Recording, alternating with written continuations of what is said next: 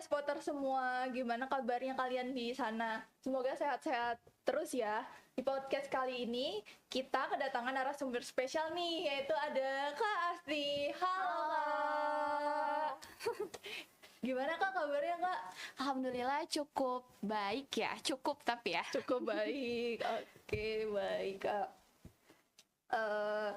Di podcast kali ini kita akan membahas kewenangan presiden dalam memberikan amnesti dan abolisi kasus Iya, Tom betul Lembong ya, Kak? banget. Itu kayaknya lagi jadi diskursus yang sangat menarik ya, Ayu ya? Iya, betul banget Kak. Itu banget sebuah topik yang sangat menarik Iya, banget itu. betul. Oke Kak. Baik.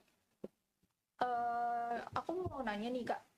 Bagaimana sih Kak seharusnya kepala negara menggunakan hak prerogatifnya dalam menerapkan abolisi dan amnesti bagi terpidana?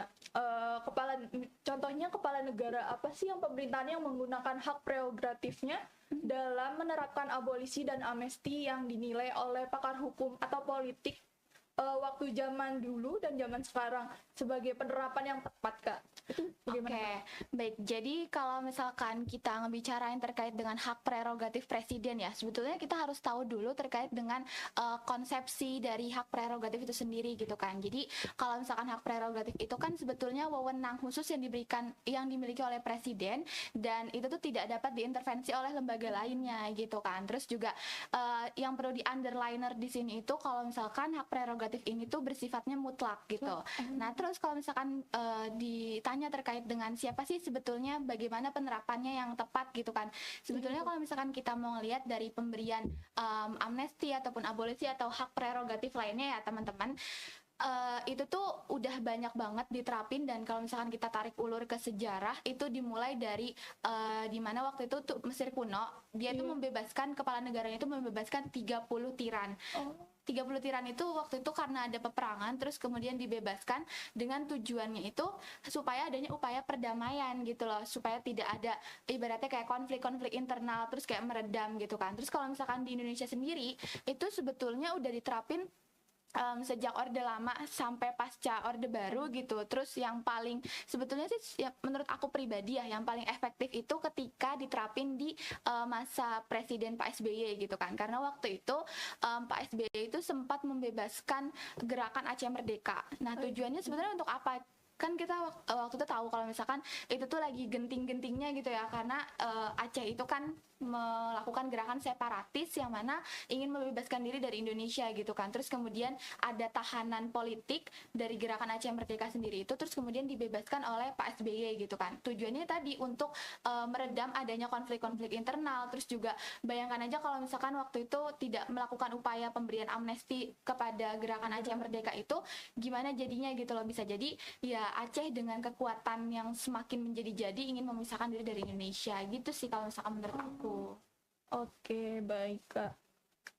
Terus yang selanjutnya, bagaimana pengendalian memproses mekanisme abolisi dan amnesti yang dikeluarkan oleh Presiden? Bagaimana putusan hakim terhadap hal ini Kak? Oke, jadi sebetulnya terkait dengan prosesnya sendiri gitu ya. Jadi kan prosesnya itu dimulai dari misalkan perumusan, terus kemudian juga pertimbangan-pertimbangan, yang mana sebetulnya yang perlu kita tahu juga kalau misalkan presiden tuh ibaratnya nggak cuma ngambil keputusan sendiri, tapi juga ada pertimbangan-pertimbangan dari DPR gitu kan. Iya, betul, Itu kan Kak. suatu hal yang ibaratnya krusial yang dapat disalahartikan gitu kan. Terus yang lagi menjadi diskursus menarik banget itu kan terkait dengan amnesti dan juga abolisinya Tom Lembong sama Hasto gitu. Iya, Nah, jadi dalam hal itu sikap pengadilan ketika presiden itu sudah memberikan yang namanya keputusan pemberian amnesti dan abolisi kepada para pelaku tindak pidana gitu, apalagi konteksnya itu tindak pidana pelaku korupsi gitu kan. Itu ya pengadilan hanya dapat bersikap ya udah menerima dan langsung membebaskan kedua narapidana itu dari segala tuntutan hukum gitu kan. Terus membebaskan dari jeratan sekaligus memperbaiki atau memulihkan nama baiknya gitu kan. Cuman jangan sampai ketika pemberian seperti itu, apalagi ini ada unsur DPR dan juga presiden gitu ya. Jangan sampai ada yang namanya politik pragmatis gitu loh. Syarat akan kepentingan itu harus dihindarkan gitu. Jangan sampai ketika misalkan dalam pemberian itu DPR terus memberikan pertimbangan, itu lebih ke arah kayak menjual gitu loh, menjual yang namanya politik praktis seperti itu gitu. Oke, baik Kak. Terus kalau misalnya bagaimana kita harus menilai keseimbangan antara akuntabilitas dan rekonsiliasi dalam amnesti dan abolisi tersebut Kak, soal kasus Tom Lembong dan Hasto? Oke, jadi kalau misalkan kita membicarakan terkait dengan akuntabilitas sama rekonsiliasi ya, akuntabilitas itu kan berbicara terkait dengan pertanggungjawaban hukum dan juga moral gitu. Sedangkan kalau misalkan akuntabilitas itu lebih kepada pemulihan hubungan kayak gitu.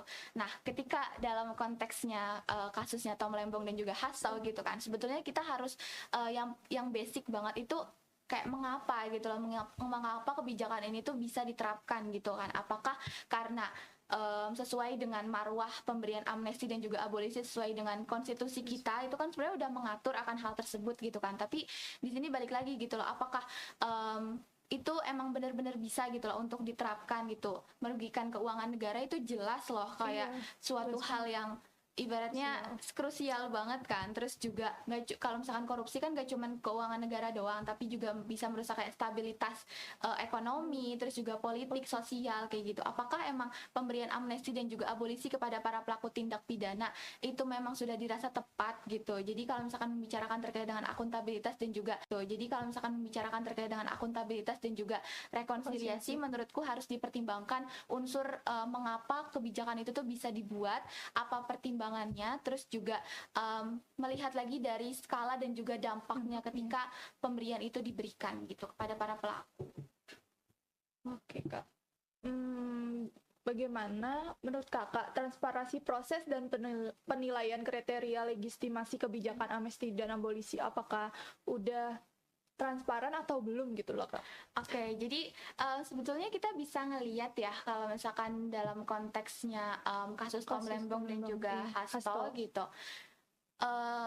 Kalau misalkan kita membicarakan terkait dengan legitimasi kebijakan gitu, legitimasi kebijakan itu kan gak cuman yang namanya legitimasi kebijakan secara prosedural gitu. Secara prosedural ya emang presiden itu udah ibaratnya kayak udah menerapkan sesuai dengan prosedurnya, dari mulai kayak perumusan, terus pertimbangan-pertimbangan juga udah melibatkan DPR dan lain sebagainya gitu kan.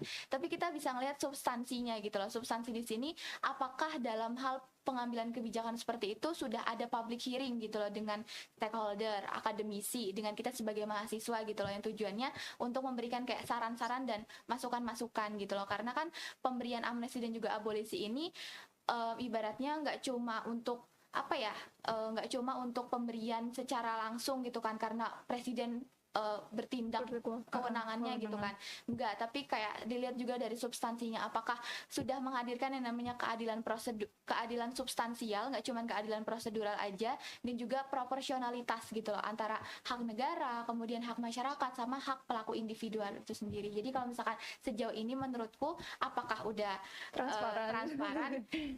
Jujur cukup belum transparan gitu untuk bisa dikatakan sebagai keadilan yang emang menghadirkan substansialnya juga gitu. Oke, baik Kak. Menurut Kakak bagaimana sih mekanisme evaluasi parlemen terhadap usulan amnesti yang diajukan oleh presiden yang tiba-tiba, yang amnesti dan abolisi Tom Lembong itu Kak, Hasto? That's why kalau misalkan kita ngelihat ya dan kita mengevaluasi kebijakan itu menurutku perlu banget untuk yang namanya evaluasi kebijakan gitu, karena ketika kita membicarakan terkait dengan amnesti, abolisi, gerasi ataupun rehabilitasi yang hak prerogatif presiden miliki itu pasti erat banget kaitannya sama kewenangan gitu kan. Sementara kalau misalkan kita tahu di dalam administrasi negara sendiri itu kan suatu eksekutif itu punya yang namanya Vrijheidsmissen gitu kan, kebebasan untuk bertindak. Tapi jangan sampai kebebasan itu justru menciderai hak-hak warga negara juga gitu loh kan. Ibaratnya tujuan hukum yang menurut Gustav Redbrecht itu kan ada kepastian, keadilan dan juga kemanfaatan. Nah cuman pasti kita akan ibaratnya kayak sering berjumpa banget kalau misalkan eksekutif dan juga legislatifnya itu tuh menciderai keadilan warga negaranya gitu kan. Sebenarnya kalau misalkan evaluasi parlemen yang perlu itu ya itu sih lebih ditekankan lagi dan ditingkatkan lagi terkait dengan public hearing dan juga diskusi-diskusi publik itu sebetulnya sangat penting ya Ayu ya, karena penting kayak banget itu Kak. iya jujur penting banget buat dan masyarakat dan nah betul kayak jadi kita tuh di sini ya dianggap gitu loh sebagai warga negara Indonesia yang udah ibaratnya udah menjunjung tinggi gitu loh nilai-nilai kebangsaan dan juga persatuan gitu loh. Jadi harusnya pemerintah dan juga jajarannya itu lebih melakukan dan juga memasifkan gitu. Terus kemudian juga ada akses yang sama gitu. Jadi equality before the law-nya itu benar-benar harus dijunjung iya, gitu kan. harus ada juga. Iya, terus kayak kalau misalkan nih terkait dengan politik-politik yang kayak gitu ya, syarat akan kepentingan politik gitu, pasti kita nih sebagai masyarakat biasa itu lebih jauh aksesnya gitu nggak sih buat mendapatkan hal-hal yang kayak gitu kan. Tapi ketika dari si pelaku tindak pidana itu terafiliasi dengan politik yang kuat, itu kan pasti ibaratnya amnesti dan juga abolisi ini justru bukan dijadikan sebagai upaya perdamaian dan juga meredam konflik, malah justru menimbulkan konflik karena mereka itu nanti akan bisa menjadi sebagai manuver politik kayak gitu. Jadi perlu banget adanya evaluasi kebijakan dan public hearing itu penting banget. Betul. Lain. Oh oke Kak.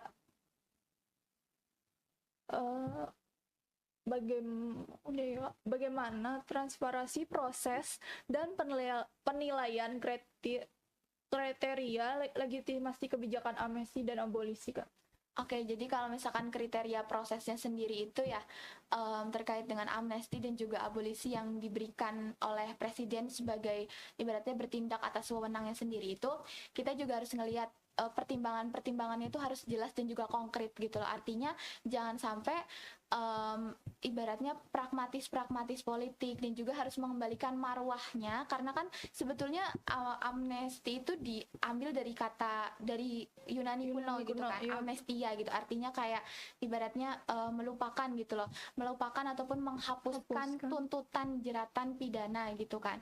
Jadi kalau misalkan kita bisa ngelihat prosesnya dan ibaratnya kayak bagaimana sih sebenarnya harusnya proses yang tepat gitu ya, harusnya pertimbangan itu tidak hanya diambil oleh mereka-mereka aja yang duduk di bangku pemerintahan, tetapi juga membutuhkan semacam kayak transparansi dan kita harus ada aksesnya gitu loh. Jadi lebih ke arah kayak prosesnya tuh harus jelas juga sih gitu, sesuai dengan konstitusi kita.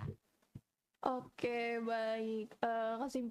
Kesimpulannya berarti dalam amnesti dan abolisi Tom Lembong ini kan sudah dijelaskan tadi sama Kak Asti tentang